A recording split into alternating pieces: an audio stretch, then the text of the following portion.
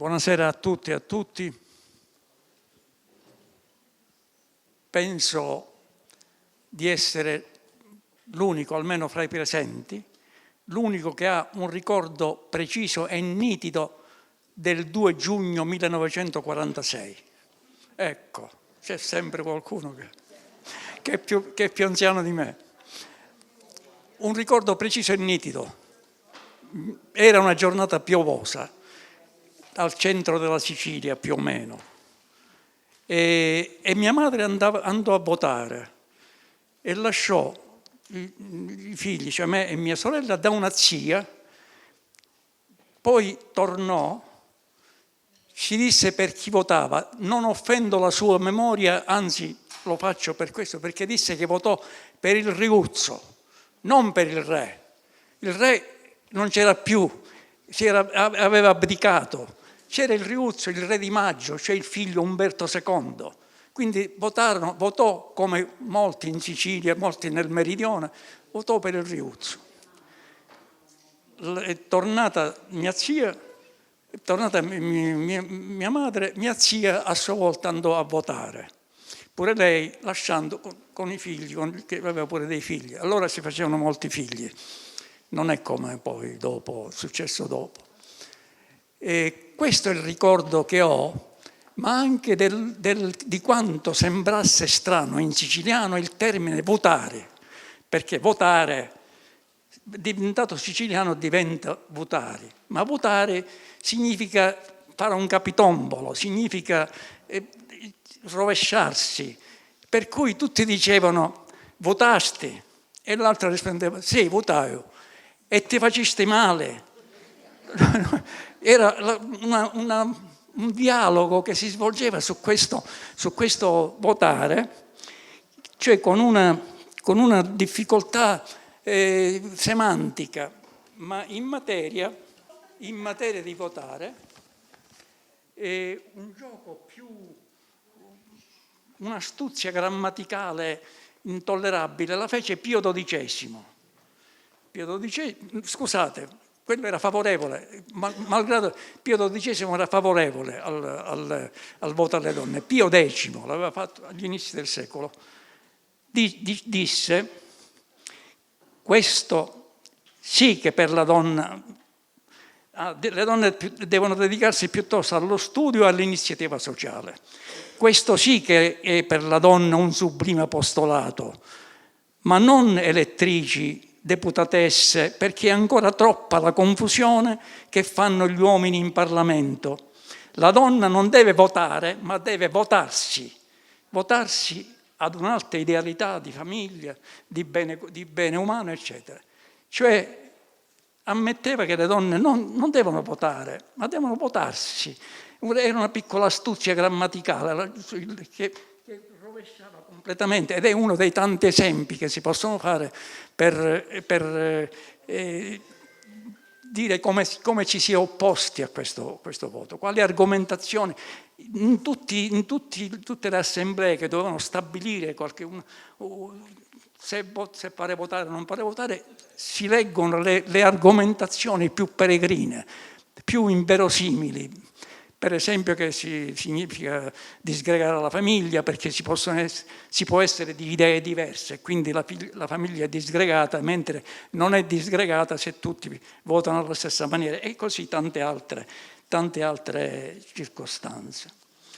E abbiamo voluto questo incontro per varie ragioni, ma soprattutto l'Istituto Gramsci considera che questo evento del voto alla donna sia un evento rivoluzionario, assolutamente rivoluzionario, perché da lì nasce poi il resto, nascono le rivendicazioni femminili e tutto quello che ci può essere ancora e che c'è ancora da fare, da lavorare in questo campo per raggiungere la parità vera e assoluta. C'è lo considero un evento rivoluzionario perché fra tante rivoluzioni millantate, esibite, inventate nel corso di tutta la mia vita, ne ho viste varie di rivoluzioni, ma due sole sono le rivoluzioni vere che io ho vissuto. Una è questa, cioè del voto alle donne, e l'altro è, non vi sembri un paradosso, la scuola dell'obbligo a 13 anni. La scuola dell'obbligo a 13 anni, cioè prima era a 10 anni, 5 anni della scuola elementare, a 11 anni. La scuola dell'obbligo invece scardinò le classi sociali nel meridione, le scomposse letteralmente, perché prima facevano tutti lo stesso mestiere, il mestiere del padre, c'era una società cristallizzata. La scuola media, l'obbligo fino a 15 anni, comportò che facesse emergere gli ingegni, l'ingegno che non si poteva, non aveva tempo, oltre alla scuola elementare non poteva andare. Lì invece si manifestò gli ingegni singoli, ebbero il tempo di maturare, ebbero il tempo di affermarsi, e quindi poi le classi sociali si scomporsero letteralmente. Considero questo fra le tante rivoluzioni così millantate, veramente, ce sono state cose che riguardavano il costume ma non incidevano nella realtà sociale. Queste due sono quelle che veramente hanno un contenuto rivoluzionario. Perciò abbiamo voluto solennizzare in qualche modo questo evento proprio per queste ragioni. E per completare, per dare un'idea del clima nel quale matura questo evento così straordinario, è difficile, che aveva avuto una gestazione di secoli, si tornava indietro, si faceva qualche concessione, e abbiamo isolato uno dei tanti testi, lo leggerà ora Gianni Livigni, lo leggerà perché dà l'idea di che cos'è il clima di questo, in cui maturò. Siamo nel 1943, prego. Allora, salve, sono Chetti Gianni Livigni della Biblioteca delle Donne. Prima di dare lettura di questo testo, molto interessante, del 43, volevo fare un piccolo flash su quello che per me è stato leggerlo e ricordarmi di un numero di Noi Donne del 1946, del marzo, in cui le donne, in questo caso dell'UDI storica Palermo, dell'UDI nazionale storica, Unione Donne Italiane, che avevano nel periodico appunto Noi Donne la fonte, diciamo, di comunicazione, ecco, chiedono alle donne di andare a votare, e lo fanno come? Proprio con in mano questo documento. Centinaia di donne sono cadute perché non risorga il fascismo, perché non ritorni la guerra, per dare una vita migliore alle famiglie italiane. Continuiamo la loro lotta votando, quindi votare. L'immagine della copertina raffigura una donna con abito rosso a pua bianchi che fugge dai soldati che stanno alle sue spalle. È Irma Battaglia, il suo nome di battaglia, Irma Bandiera, il suo nome di battaglia è Mimma. Quindi ora do lettura del testo che ha proposto il professore Nicosia. Programma d'azione dei gruppi di difesa delle donne e per l'assistenza ai combattenti della libertà. Milano, 1 novembre 1943, versione ritoccata dal professore Nicosia. Le donne italiane che hanno sempre avversato il fascismo, che della guerra hanno sentito tutto il peso per i lutti, le case distrutte, i sacrifici e le raddoppiate fatiche, non possono rimanere inerti in questo grave momento. L'invasione hitleriana rende insopportabile una vita già tanto difficile, moltiplica le miserie, minaccia nuove stragi e alle porte un inverno terribile. Nelle città devastate dalla guerra di Hitler e di Mussolini, le case diroccate non hanno riparo, mancano i mezzi per il riscaldamento, i vestiti e le scarpe logore espongono al freddo e alle intemperie. I prezzi salgono vertiginosamente. Solo chi può spendere il denaro non guadagnato col lavoro può procurarsi quanto è indispensabile alla vita. I barbari rubano e devastano, depredano e uccidono. Non si può cedere, bisogna lottare per la liberazione. I combattenti per la libertà si organizzano. conducono la guerriglia, si apprestano a colpire il nemico del nostro paese nei rifugi che ritiene più sicuri. Nella lotta che il popolo italiano conduce per salvarsi dall'estrema rovina e per affrettare la liberazione, per ricostruire il paese esaurito e rovinato dalla guerra fascista, per edificare una società nuova sotto il segno della libertà, dell'amore e del progresso, si schierano compagne di combattimento le donne d'Italia, donne di ogni ceto sociale. Massaie, operaie, impiegate, intellettuali e contadine si raccolgono accomunate dalla necessità di lottare e dall'amore della patria. Donne di ogni fede religiosa, di ogni tendenza politica, donne senza partito si uniscono per il comune bisogno che ci sia pace e libertà. Per i migliori figli d'Italia che impugnano le armi contro il nemico siano incoraggiati e assistiti. In ogni momento, in ogni quartiere, in ogni fabbrica, ufficio, scuola, villaggio si formano i gruppi e operano attivamente. Diffondono fra le donne la persuasione della lotta contro il traditore fascista e contro il tedesco. Organizzano nelle fabbriche, negli uffici, nelle scuole e nei villaggi la resistenza al tedesco, il sabotaggio della produzione, il rifiuto dei viveri e delle provvigioni. Isolano i traditori e i tedeschi in attesa che li colpisca la giusta vendetta del popolo. Raccolgono denaro, viveri, indumenti per combattenti internati in Germania e per i prigionieri antifascisti. Faranno in modo che la cultura, attraverso il libro e la parola, rischiari la via della liberazione, riaffermi il desiderio della lotta e ne insegni i modi e le possibilità. Mostri come l'Italia liberata potrà diventare davvero la madre degli italiani. Nella terza pagina del periodico che ho citato viene ripreso l'abito di Irma Bandiera, che diventa proprio una bandiera.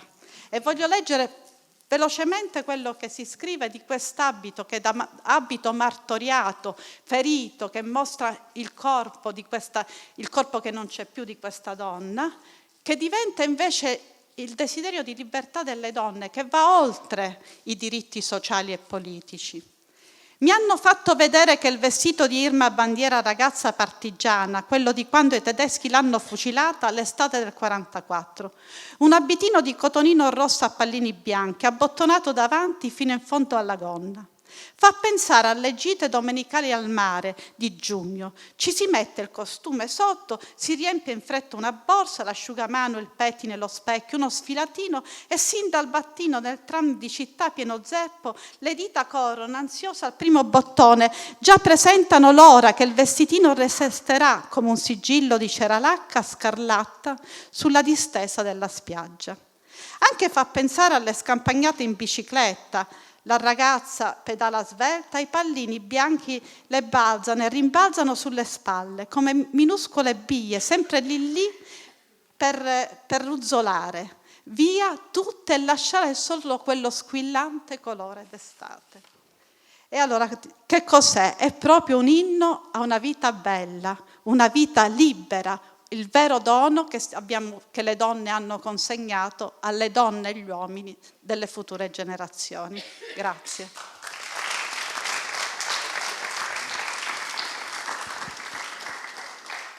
Nel testo del gruppo delle donne che ho letto, il primo testo, è un testo del 1 novembre 1993. 1943, e cioè sono pochi giorni dopo, qualche settimana dopo l'8 settembre, siamo agli inizi della resistenza. C'è un'adesione totale, come vedete non c'era il termine partigiano, non c'era, combattenti per la libertà li chiama. Il partigiano è un termine che entrò in uso specificamente per quella circostanza storica molto dopo. Il termine naturalmente era molto antico, almeno da Machiavelli in poi. Questa adesione delle donne ebbe questo risultato. Secondo le cifre ufficiali, le donne attive nella resistenza come combattenti con funzioni di supporto tra il 1943 e il 1945 furono 35.000, 70.000 le donne organizzate nei gruppi di difesa della donna, 4.600 arrestate, torturate e condannate da tribunali fascisti, 2.700 deportate nei lager tedeschi, 2.900 fucilate o uccise in combattimento, 512 commissarie di guerra, 1.700 ferite e 19 medaglie al valore militare. Il voto nasce da questa situazione, cioè da una partecipazione intensa, decisa, disperata, e perché poi per le donne che sono sempre state contro le guerre perché, questo lo dice già Aristofane in una sua commedia, le donne sono contro la guerra perché gli uccidono i figli e quindi questo è che porta al voto. Il voto non è una concessione che è stata data alle donne a un certo punto, è una conquista che fu anche con queste premesse si riuscì ad ottenere, una conquista importante. Per solennizzare in qualche modo questo evento, noi abbiamo invitato un trio di donne, un trio di donne che vengono da lontano, vengono dal Veneto. Si tratta appunto, come quelle che vedete nella locandina, di Eva Rossella Biolo, voce, Paola Selva, chitarra, su un testo di Marco Artusi.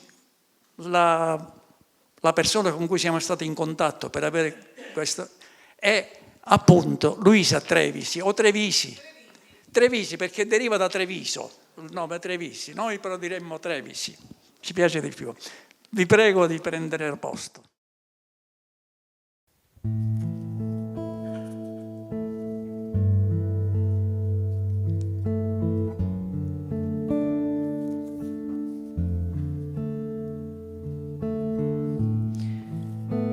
Angela Maria Guidi Cingolani.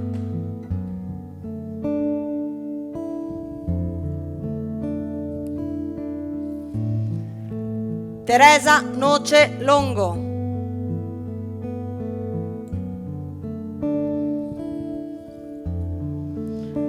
Filomena Delli Castelli.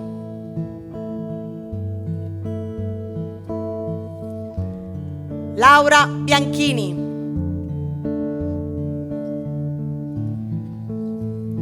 Elettra Pollastrini. Nadia Gallico Spano.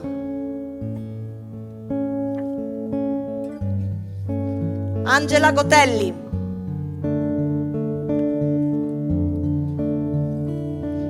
Angelina Lina Merlin.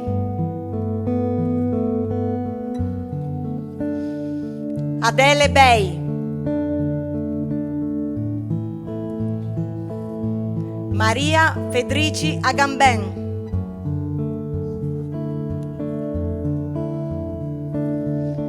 Leonilde Nilde Iotti. Maria Nicotra. Angiola Minella. Bianca Bianchi. Conci Elisabetta. Ottavia Penna Buscemi.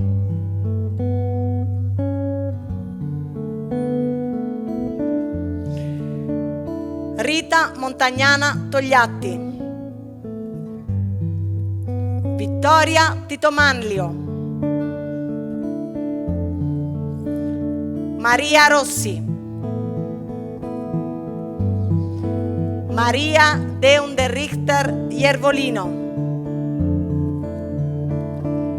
Teresa Mattei. Queste.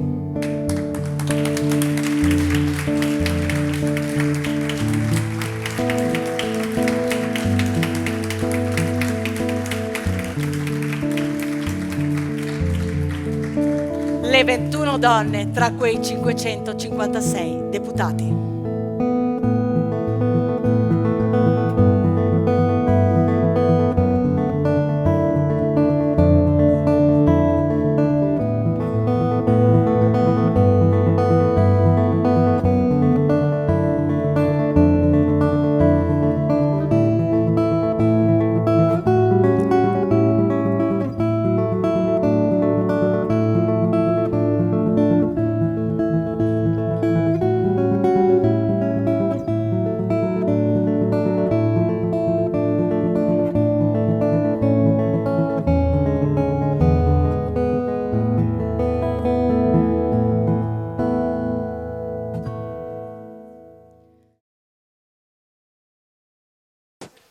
Assessore alle politiche sociali e alle pari opportunità?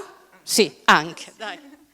Grazie, veramente brave, bravissime le nostre amiche che hanno veramente fatto un percorso di storia, di vita, di cultura veramente encomiabile. Siamo stati proprio polarizzati dalla loro narrazione. Io porto i saluti del sindaco che non è potuto essere qui, ma io sono anche come assessore alle politiche sociali e come Mimma Calabrò, perché io, esattamente, perché io nasco proprio con le politiche di genere, cioè il mio impegno sociale è stato nel sindacato, parlando di pari opportunità, di tutta una serie di altre cose che a quel tempo magari pensavano che fossi visionaria. Parlare di mobbing, parlare di differenza di trattamento delle donne rispetto agli uomini anche nei provvedimenti disciplinari sembrava un po' così, ma io testarda ci davo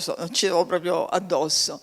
Io, ripeto, ringrazio perché è stato molto bello, molto interessante. Ritengo che temi del genere devono essere sempre attraversati da un filo conduttore che deve essere trasversale, oltre i partiti, oltre le incrostazioni culturali, perché abbiamo visto che quando ci si intesta le battaglie in maniera trasversale i risultati arrivano.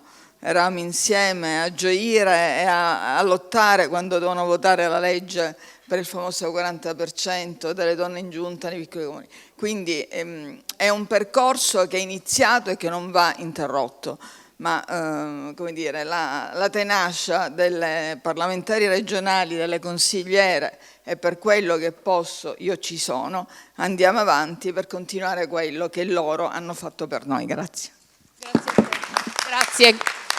Grazie perché sì, lavorare insieme consente di ottenere risultati, ce l'hanno insegnato quelle 21 madri costituenti con la forza delle loro posizioni. Abbiamo sentito testi, anzi discorsi di una democristiana potenti e efficaci quanto i discorsi appunto di Teresa Mattei. Si potrebbe antologizzare tantissimo di questa ricchezza plurale proprio del dibattito della Costituente. Intanto torno a dare il benvenuto e la benvenuta a tutte e a tutti.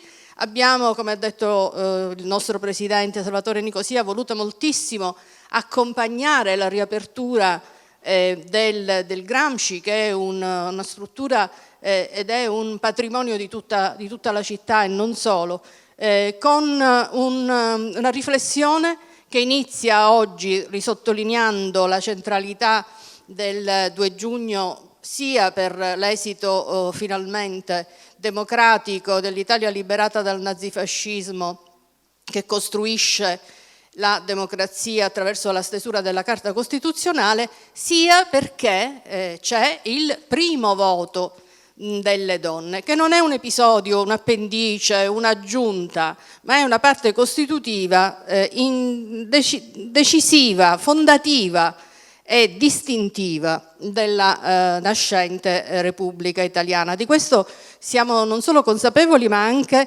molto orgogliose. Perché lo dico? Perché a volte dimentichiamo in questi lunghi percorsi di realizzazione sostanziale dei diritti delle donne, così però espliciti, chiari, netti nella nostra Carta Costituzionale, dimentichiamo che quel 2 giugno del 46 è un inizio che viene da lontano, come ci ha raccontato il reading di oggi, e che questa distanza dall'illuminismo al 46 è una distanza che però ci avvicina da donna a donna e ci fa capire come essere cittadine di pari diritto, avendo sconfitto il nazifascismo, essendo libere, essendo costruttrici e costruttori della democrazia, ci porta all'oggi. Un oggi complesso, un oggi in cui la possibilità di incardinare la nostra libertà, e non soltanto la nostra libertà di donne, ma la necessità inclusiva e ampia di riconoscere le diversità e i diritti di ciascuna e di ciascuno e di ciascuna persona per come effettivamente definisce la propria identità è fondamentale. Mi limito, dando la parola a... lo so, stavo pigliando fiato. Dando la parola a Valentina Chinnici, che è una insegnante, è stata è presidente del CIDI, è parlamentare regionale, impegnata dal 22 in tante battaglie, e poi a Mariangela Di Gangi, rigorosamente ordine alfabetico, Mariangela Di Gangi, che è consigliera comunale, anche lei lo stesso anno di inizio di questa esperienza. Mi limito a ricordare che la storia, appunto, lo dico da prof di questa disciplina, ma soprattutto da appassionata come tante e tanti di noi qui presenti che abbiamo seguito questo reading proprio per questa ricostruzione che ci riconnette con avvenimenti che sono nella lunga durata la prova della persistenza e della necessità della realizzazione dei diritti di cittadinanza in termini pieni e compiuti, ci dimostra che queste donne, io qui mi sono portata appresso la ragazzina di Montecitorio, Teresa Mattei, ma il discorso della Cingolani l'avete sentito, l'ironia di dire peggio di voi non possiamo fare, nella stessa circostanza. Queste donne hanno costruito anche linguisticamente dentro la Costituzione, componenti della Commissione del 75, dei punti di non ritorno, delle assunzioni di fatto e di diritto che proprio stanno in quell'articolo 3 che abbiamo ricordato e che tutte amiamo tanto.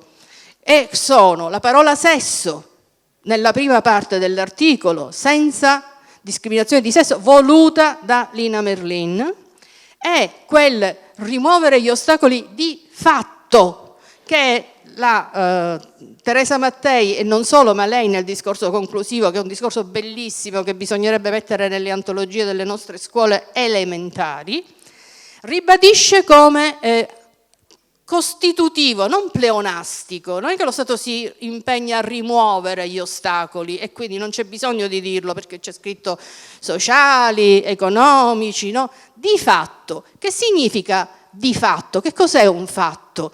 Un fatto, certo, è un participio del verbo fare, è un sostantivo che vuol dire sostanza, evento, fenomeno, un'affermazione, è un fatto, è una realtà.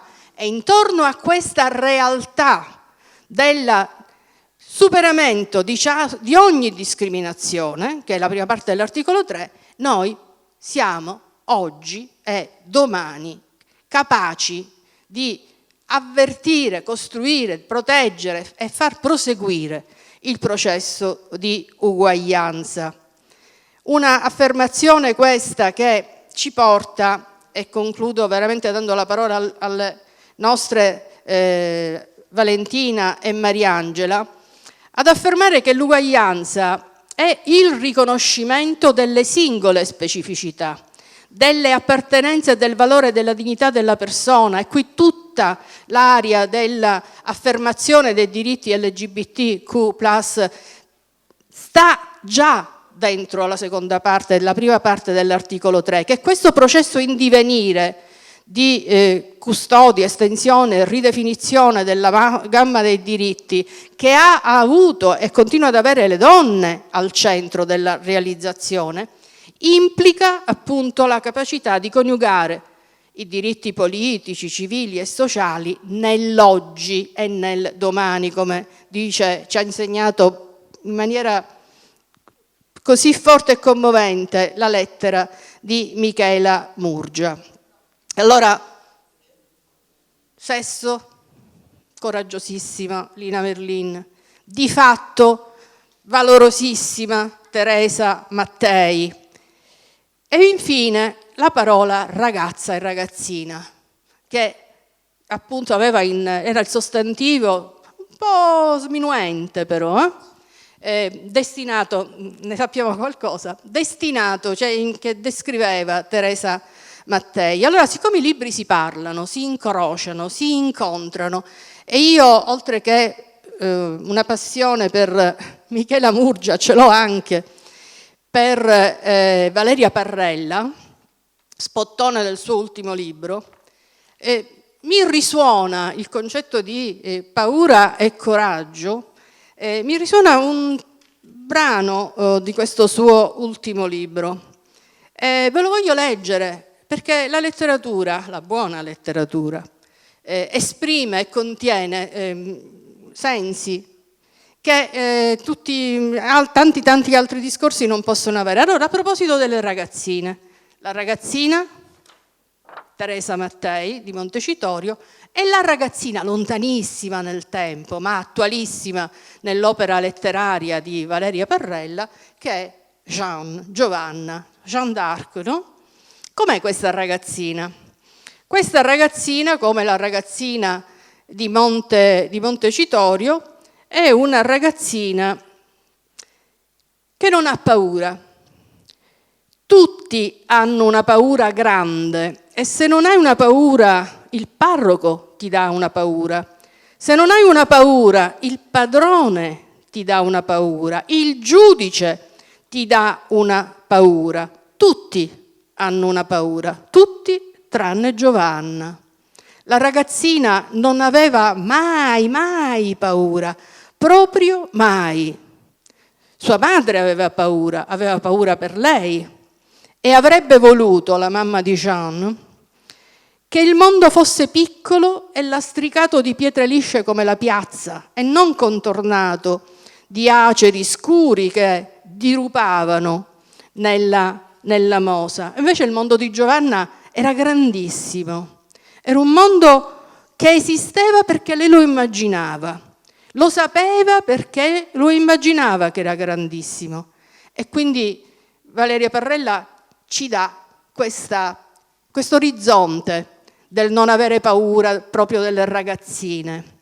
Le ragazzine immaginano il mondo, le ragazzine non hanno paura.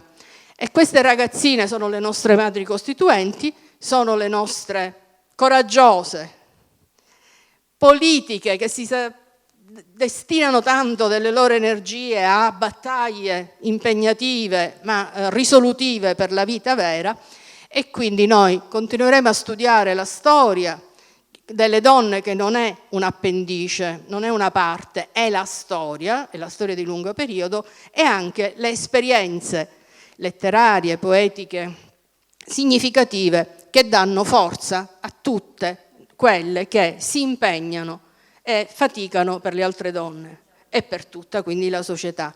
Ecco che parlerà adesso una donna, insegnante, che nel luogo, tra l'altro simbolicamente, con tutto quel portato che bello sappiamo, così enfatico, che è Palazzo dei Normanni, l'Assemblea regionale siciliana, ci racconta, e risponde, se crede, sei libera, alla domanda, non chi te lo fa fare, ma come lo fai? Grazie.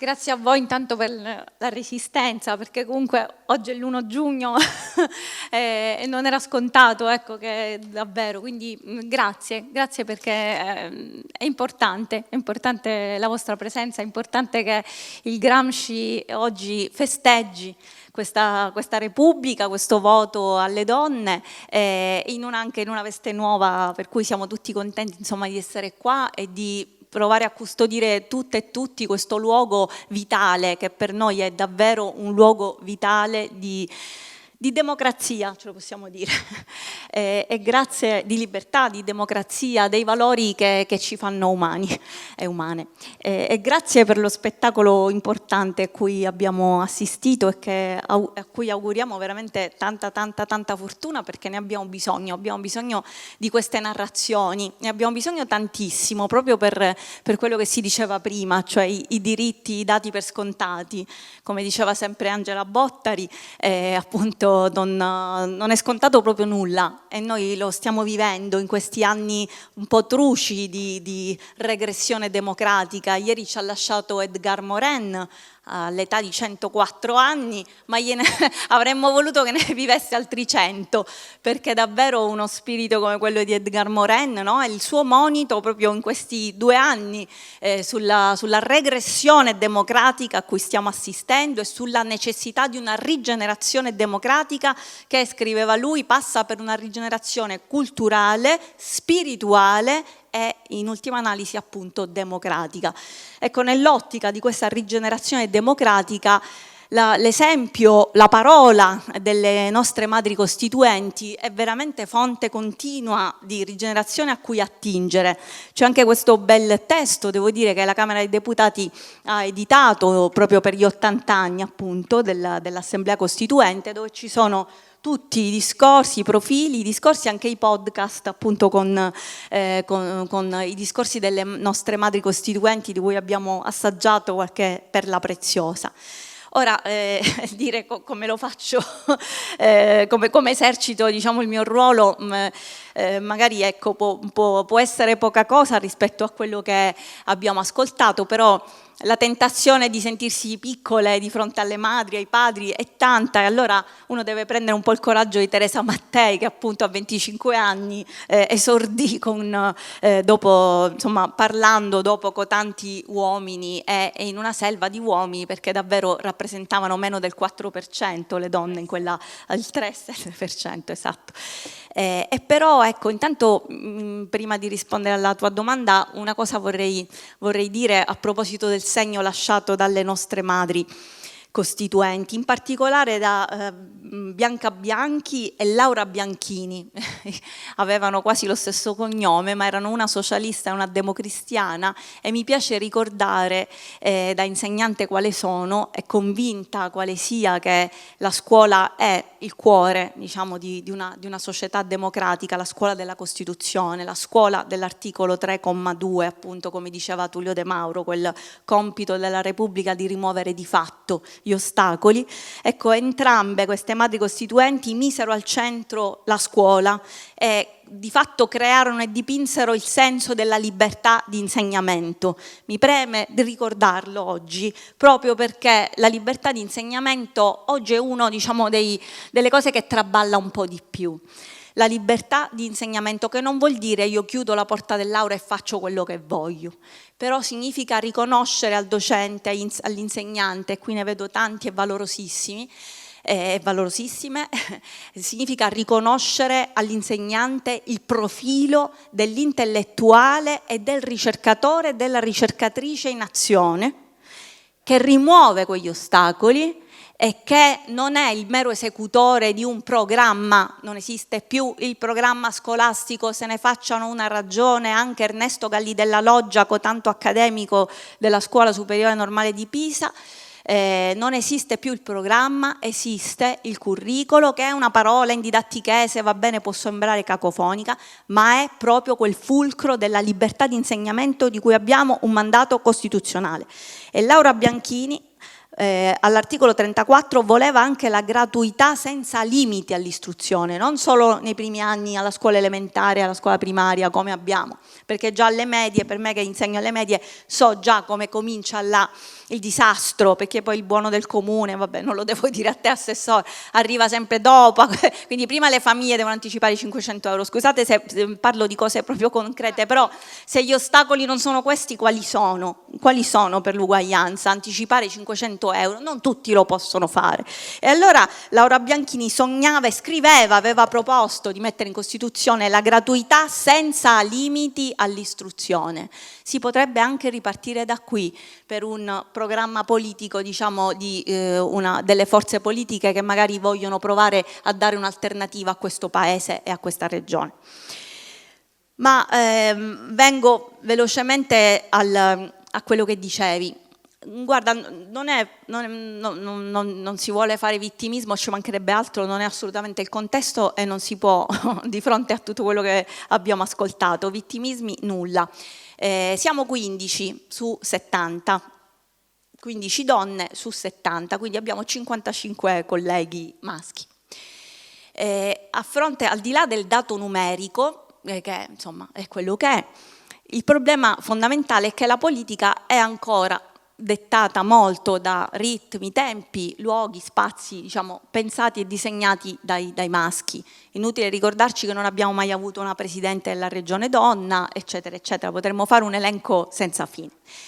E allora la modalità che noi ci siamo date, lo ricordavo anche l'altro ieri a quel bell'incontro che c'è stato organizzato a Repubblica, sempre per festeggiare e celebrare, però in maniera non sterile ma generativa, appunto il voto alle donne.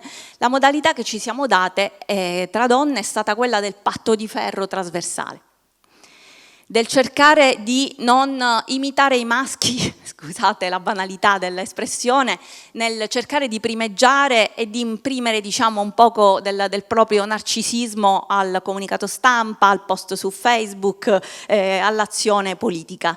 Ci siamo dette fra di noi che dovevamo agire unite, perché di fatto sapevamo che c'è appunto un partito patriarcale trasversale che in qualche modo non ama le conquiste, perché non si spiegherebbe altrimenti com'è che siamo arrivati in Sicilia soltanto nel 2026 ad avere il 40% minimo di donne. In realtà sarebbe alternanza di genere, ma sappiamo che sono le donne quelle che mancano, quindi il 40% di donne nelle giunte comunali. Eravamo rimaste l'ultima regione ad averlo, così come siamo rimaste l'ultima regione in grande compagnia del Friuli, Venezia Giulia, a non avere ancora la doppia preferenza di genere. E allora l'altro modo di fare politica al femminile è quello ma lo abbiamo sperimentato anche nella scuola, anche come presidente del CIRI, i temi vanno fatti uscire fuori dal palazzo, vanno fatti uscire fuori dal mondo della scuola, così come è stato per esempio per una battaglia che abbiamo fatto come associazioni professionali della scuola proprio sulle indicazioni nazionali del curricolo, che il ministro Valditara ha disegnato in maniera in chiave nazionalista, che veramente è un insulto ad Edgar Morin e al principio della complessità, che era il cardine delle indicazioni nazionali del 2007 e del 2012, cancellate lo scorso anno in nome di un identitarismo e di un nazionalismo di cui non sentiamo nessun bisogno, soprattutto qui, alle porte del Mediterraneo, dove sappiamo che c'è molto oltre Atene, Gerusalemme e Roma, soprattutto se Gerusalemme è intesa solo come la capitale dell'ebraismo e del cattolicesimo e del cristianesimo. Sappiamo che c'è molto oltre, ovviamente. E allora questo senso di aprire, il tentativo che facciamo, è quello di aprire le problematiche e le tematiche che trattiamo in aula e farle diventare tema di discussione anche fuori, fare capire che ci interessa, diceva Don Milani riprendendo il motto americano I care. A fronte del me ne frego fascista mi interessa, mi prendo cura.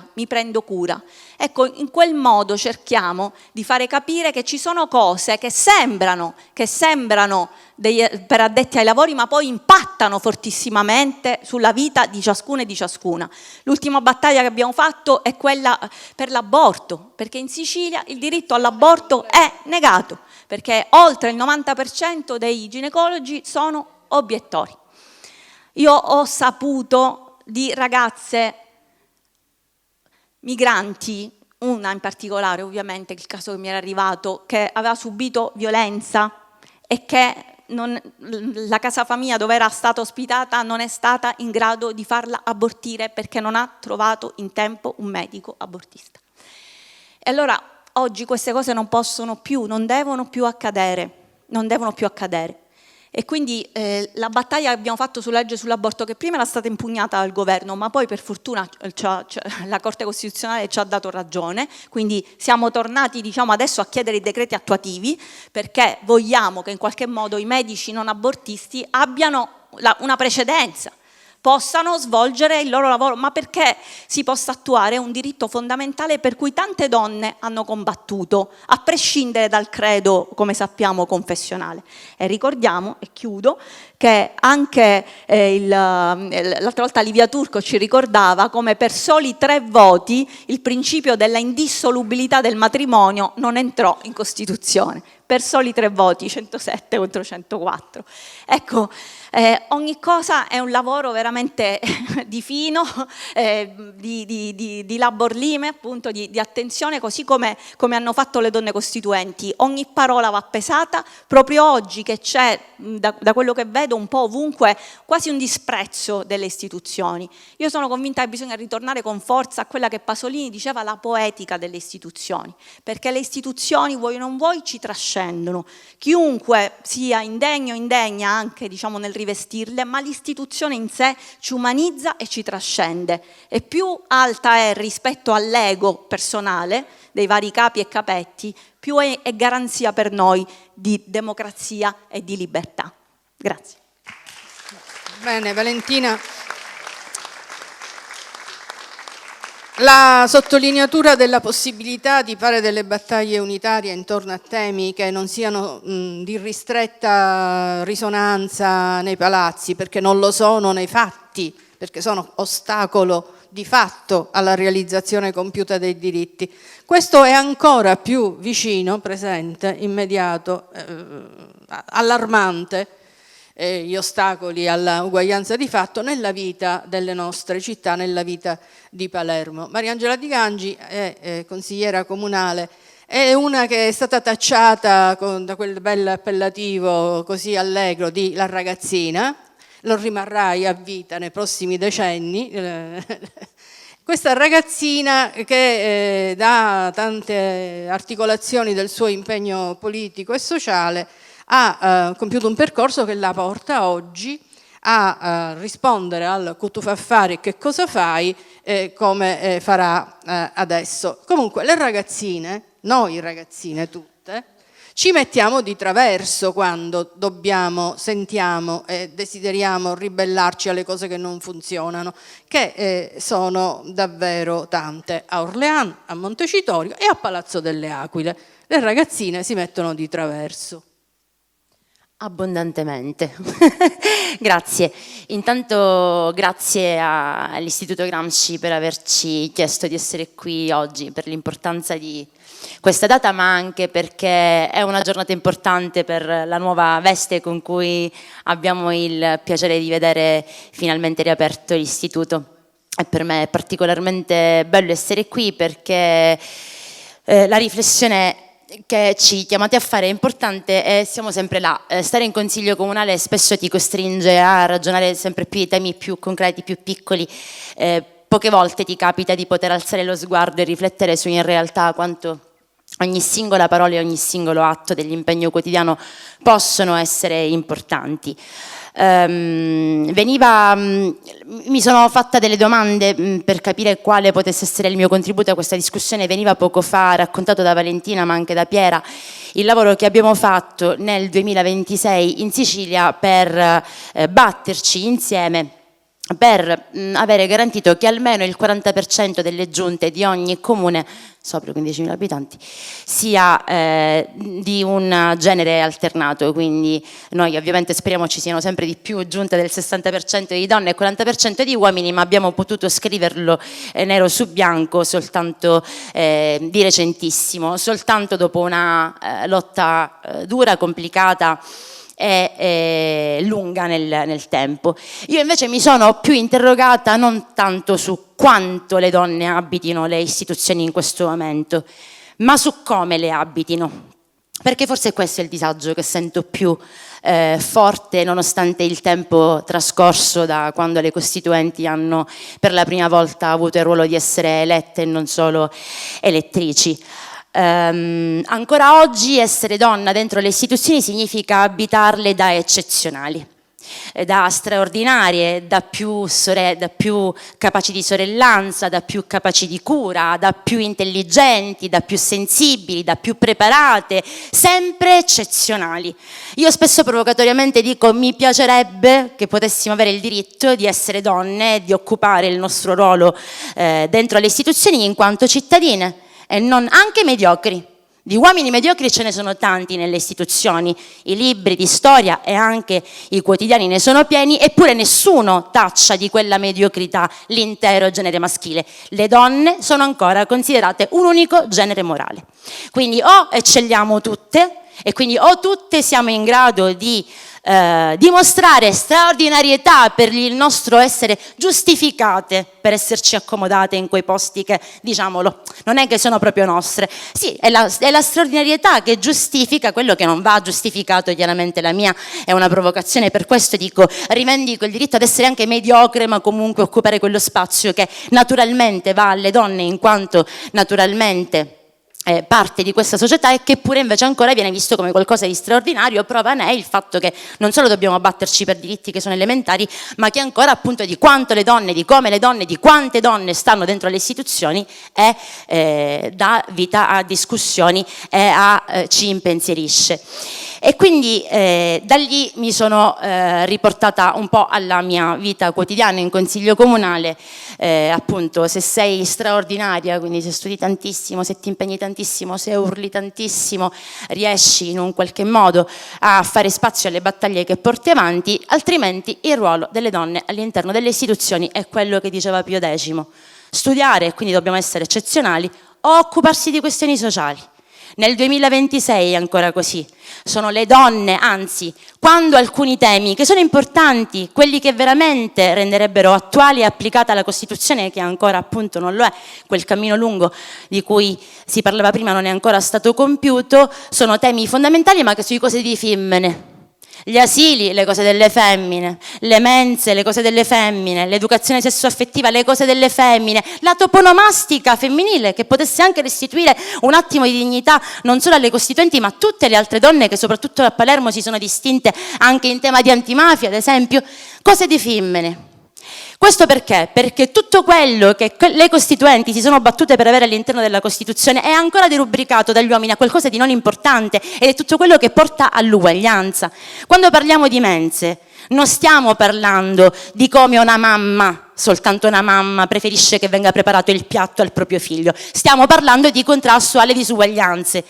Eppure in consiglio comunale anche queste su cose di femmine. Quando parliamo degli asili nidi non stiamo parlando soltanto di come le donne vengono liberate dal carico di cura che ancora purtroppo poggia solo sulle proprie spalle, troppo sulle nostre spalle, ma anche dei diritti dei bambini e delle bambine ad avere un'istruzione sin dai primissimi giorni di vita, a confrontarsi con l'autonomia. E soltanto la politica maschilista, come accade a Palermo, può pensare che un nido sia utile se chiude alle 13. Soltanto una politica maschilista può pensare che aumentare il numero di nidi ma diminuirne il tempo scuola e quindi fare in modo che i bambini non solo non debbano essere riaccuditi dalle famiglie dopo le 13, ma non usino anche il tempo della mensa appunto come tempo educativo, quale invece è soprattutto nei primissimi giorni di vita.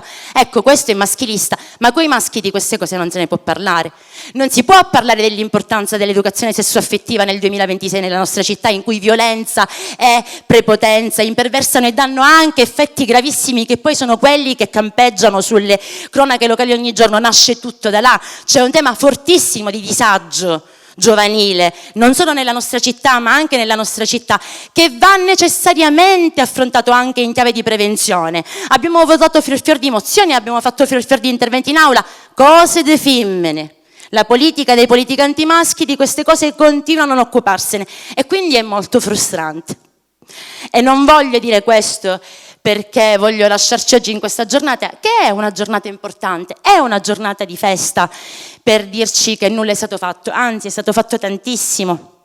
perché per fortuna sono tante, adesso sono sempre di più. In realtà credo che in Consiglio Comunale anche qualcuna in meno rispetto agli anni scorsi, un po' come all'Ars. Dovremmo anche interrogarci, ma forse ci vuole un'altra puntata, su come le donne entrano all'interno dei meccanismi della politica, su come i partiti accompagnano davvero la partecipazione politica delle donne, su quanto questa sia veramente favorita o voluta, proprio per i ragionamenti che facevamo prima rispetto alla trasversalità del patriarcato, che poi lavora anche sulle donne, non soltanto sugli uomini, ai noi. Questa è soltanto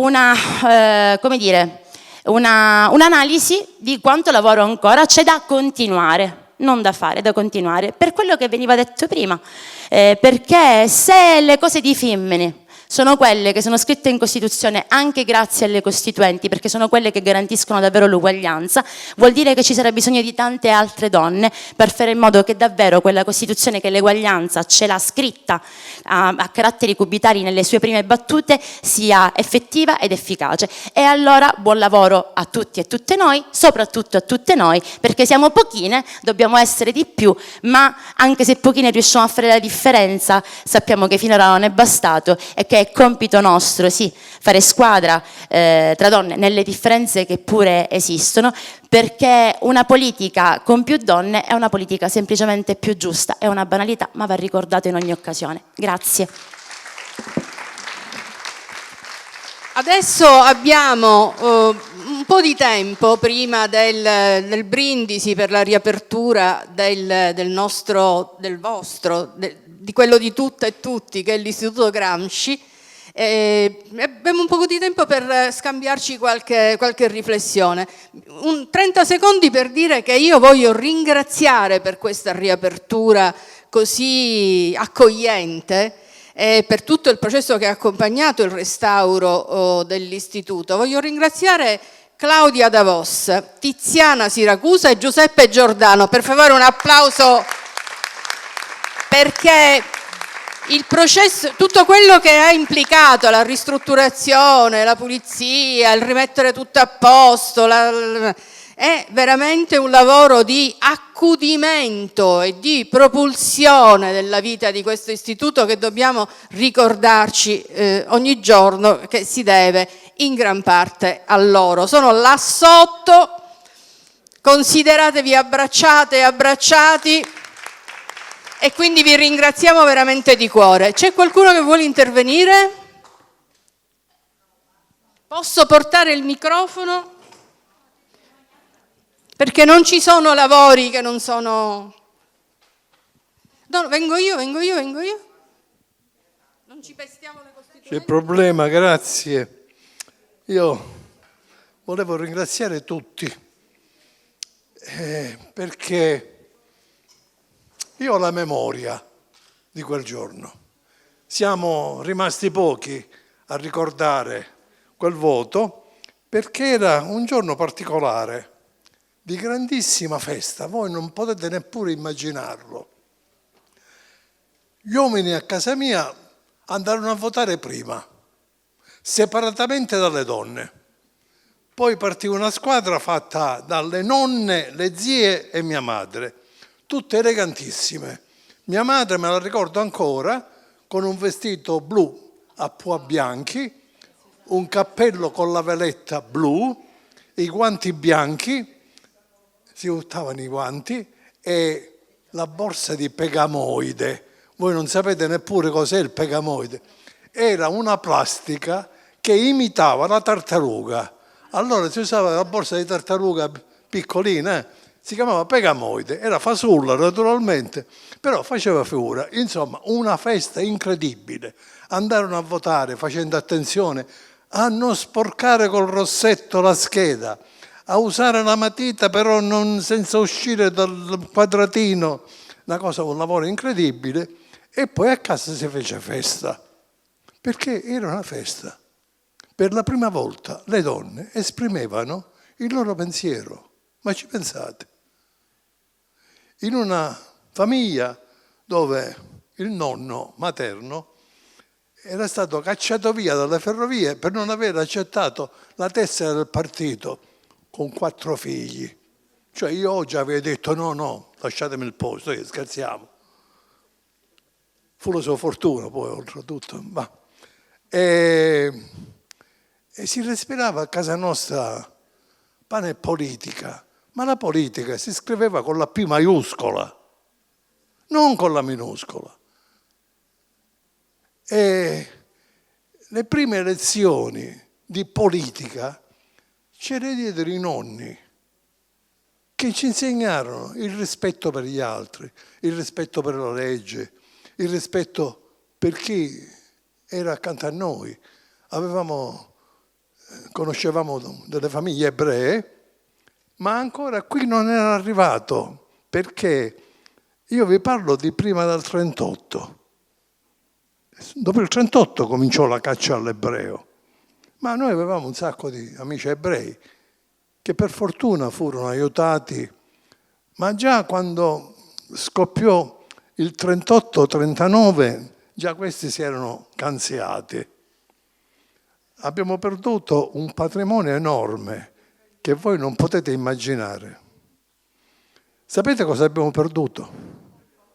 Tutto quello che ha comprato un ingegnere ebreo, quello che fece il lago di Piana degli Albanesi, e che, vedendo le famiglie nobili in difficoltà, cominciò a comprare, come facevano tutti, tappeti, quadri, argenteria. Lui no, comprò carte, comprò gli archivi, fuggì, se ne andò a Lugano e a Lugano ha portato tutte le ricette di cucina della cucina delle grandi famiglie siciliane.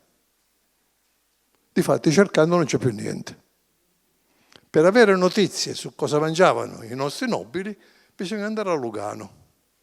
La cucina di mia nonna non è da meno. Ecco, e poi un'altra cosa, vi voglio ricordare una cosa importante. Ricordiamola ai ragazzi. Stasera ragazzi non ce n'è. I ragazzi siamo noi. Ma andare in giro per le scuole è una lezione per tutti. E anche sapere leggere il giornale e sapere leggere le parole che ci sono scritte.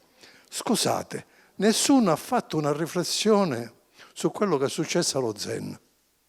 La mafia ha sparato contro il portone della chiesa e ha rubato in una scuola. Significa che il maggior pericolo per loro è rappresentato dalla chiesa e dalla scuola. Quindi è lì che bisogna pigliare i provvedimenti. Al posto di carabinieri e polizia avrei vergogna. Avrei preferito che qualcuno andasse a sparare alla porta dei carabinieri. No, non li considerano neppure. A quella della polizia? No, niente. Loro non fanno paura. È una lezione.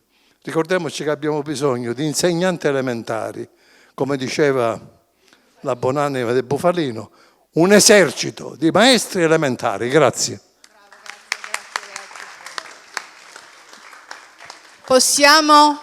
Ci sono altri interventi? Passiamo al brindisi.